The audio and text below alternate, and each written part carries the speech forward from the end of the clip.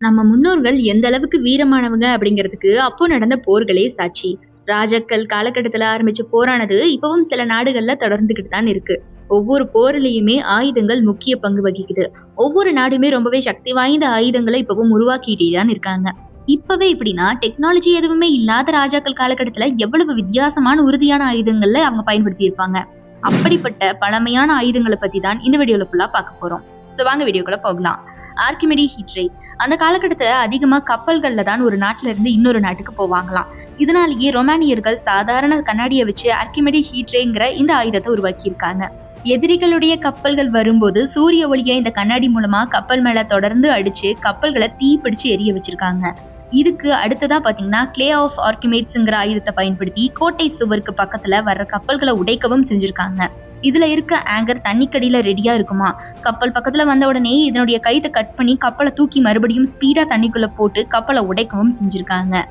Basilica கனோன் அந்த காலத்து அரண்மனை சுவர்கள் எல்லாமே பாத்தீங்கன்னா ரொம்பவே உயரமானதா இருக்குங்க. இப்ப படங்கள்ல காட்ச மாதிரி எல்லாம் ஜம்ப் பண்ணி எல்லாம் உள்ள போக முடியாது. அதனாலதான் அந்த காலத்துல ரொம்பவே பலம் வாய்ந்த இந்த பசிலிகா கனோன் அப்படிங்கிற ஆயுதத்தை உருவாக்கி கோட்டை சுவர்களை உடைச்சிருக்காங்க.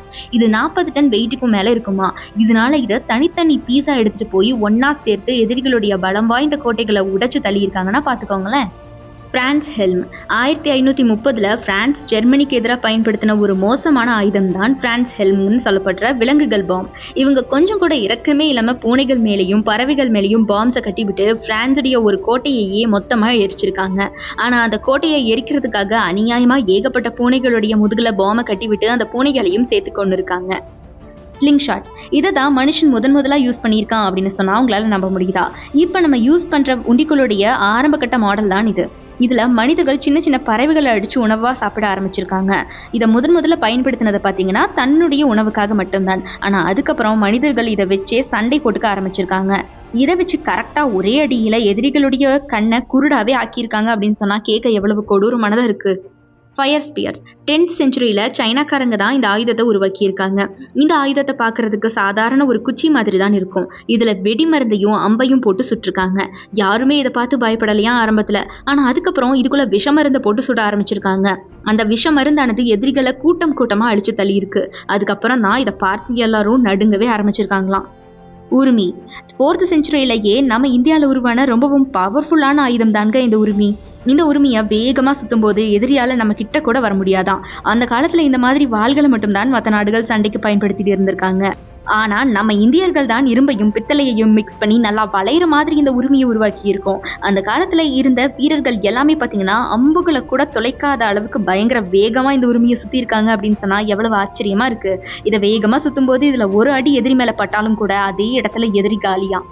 சுக்கானோ 14th செஞ்சுரியில சைனாவில் உருவான இந்த சுக்கானோவை பார்த்து எதிரிகள் எல்லாரும் பயங்கரமா பயந்துருக்காங்களாம். ஏன்னா அந்த காலத்துல ஒவ்வொரு அம்பா தான் விட முடியும். பாகுபலி படத்துல வர மாதிரி ஒரே நேரத்துல 3 அம்பாலாம் கூட விட முடியாதான். ஆனா இந்த சுக்கானோவால தொடர்ந்து 32 அம்புகளை விட முடியுமா. குளவியுடைய கூடு மாடலை வச்சுதான் சைனாக்காரங்க இதை உருவாக்கி இருக்காங்க.